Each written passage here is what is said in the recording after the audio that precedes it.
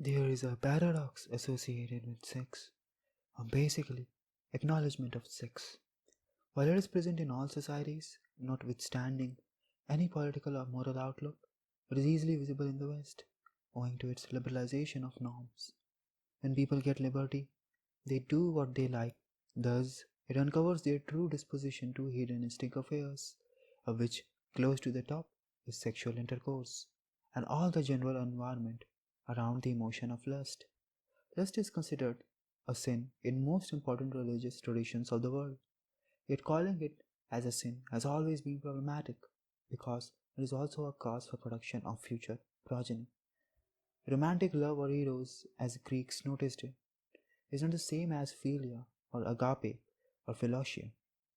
This creates an interesting paradox. While being sexually desirable has always been considered a positive trait of a woman, lust is considered bad and that has endured in the Western psyche. This is the reason why words like creep and pervert hold firm, even more powerful in the West because they represent the unidealized portion of the lust. So, what is the idealized portion?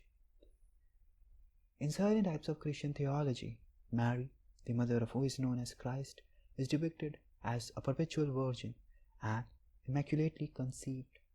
This Mary is shown to have not been touched by lust, either of her own or of anyone else's, for lust is sinful according to Christians. Mary or Madonna is contrasted with the whore by Sigmund Freud and people following his system of thought.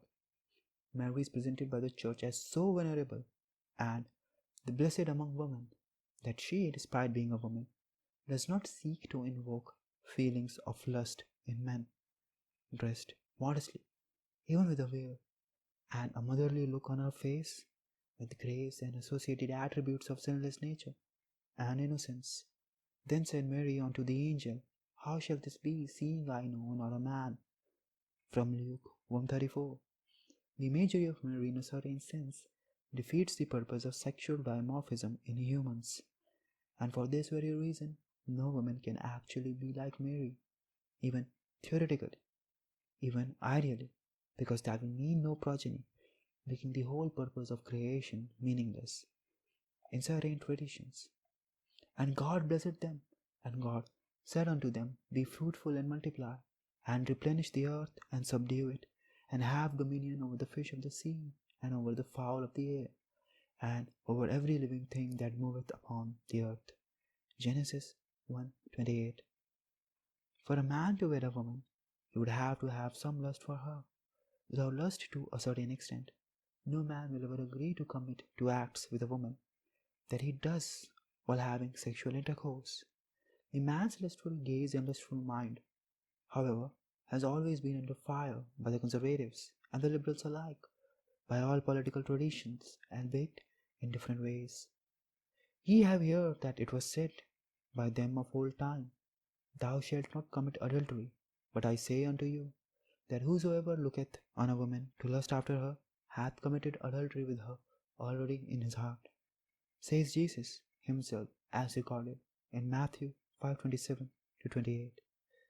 What is the ideal lust versus the unideal? How can the same thing be so good and evil? What this vast duality? To contrast the Madonna of Christianity, let us compare her to Madonna of the more recent times, the pop singer. This might appear a little blasphemous, but it is important once you hear what Madonna, the female ideal of the more recent times, has to say. Madonna Louise Ciccone was born to Catholic parents. Madonna said about her name, How could I be anything else but what I am, having been named Madonna? I would either have ended up a nun or this. Madonna did not see difference between being a nun or a suggestive performer, a singer who developed her career a lot through the use of her body as an object of desire. Madonna was little different even as a teen. Madonna would flash her underwear in the school while lifting her skirt to gain the attention of the boys. The same Madonna made many sexually themed songs with explicit religious connotations. Like a Virgin was a song that made her famous, a song alluding the similarity of her name to the Mother of Christ, the Perpetual Virgin. Madonna made virginity and bridal wear relate to sexuality. One of the most iconic pop performances of all time includes Madonna suggestively rolling on the floor to the tune of the song. Madonna was not made to self-deprecate by the mean guys. Not when she was flashing her underwear in high school, nor when she said, Warner Bros. Records is a hierarchy of old men and it's a chauvinist environment to be working in because I'm treated like this sexy little girl. I had to prove them wrong, which meant not only proving myself to my fans, but to my record company as well. Madonna proved that she was not a sexy little girl for few executives at Warner Bros. She was a big, fat, sexy whore for millions of men and an ideal for women.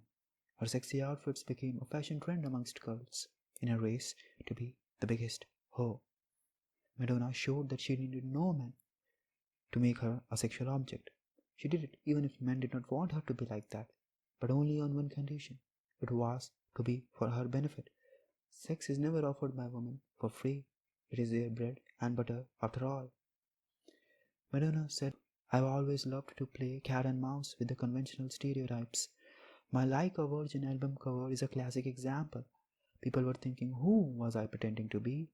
The Virgin Mary or the whore?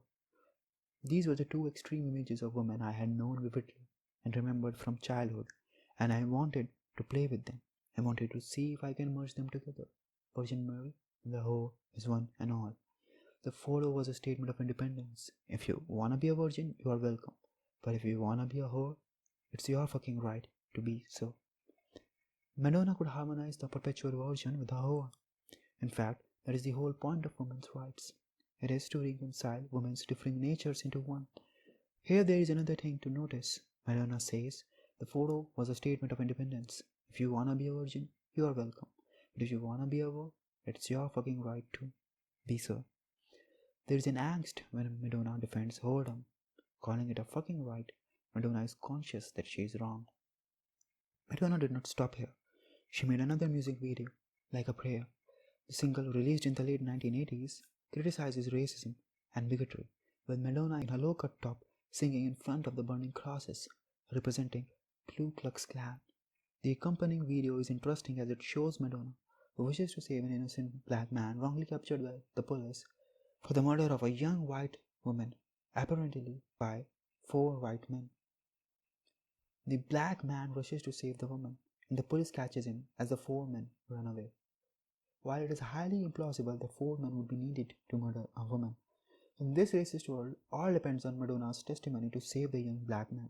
Because police is racist, but not racist enough to keep hold of this guy, even if just one woman gives a testimony of his innocence. The woman who did not rush to save the guy, or the woman being murdered, because Madonna knows her strong independent woman stick is bought by no one, even her fans. Madonna, fearing that the guys would harm her if she saves a black man, rushes to the church.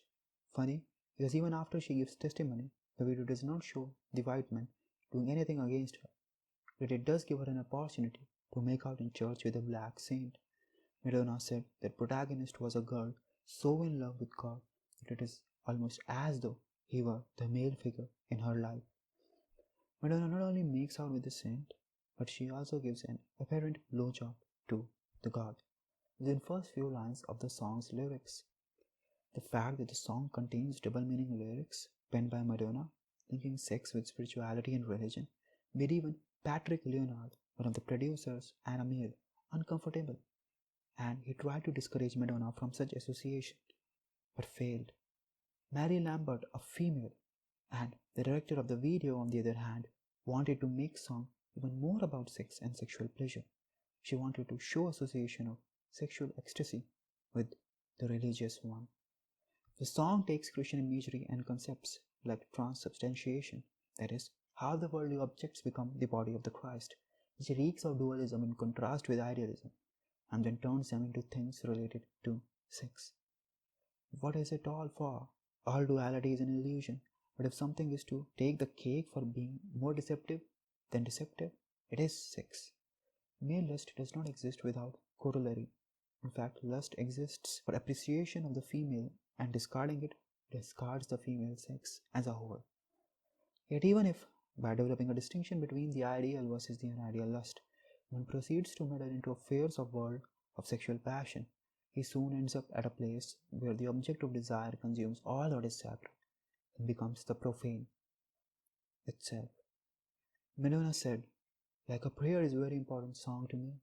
I felt the impact that was going to make. That song means a lot more to me than Like a Virgin. I wrote it, and it's from my heart. It's a very spiritual song. I think I was much more spiritually in touch with the power of words and music by the time I started recording the song and the album. For Madonna, the sexual song is spiritual, and why it would not be? For women's desirable state is the one where they are irresistibly desire, and the high state is what is reflected in one's conception of spirituality.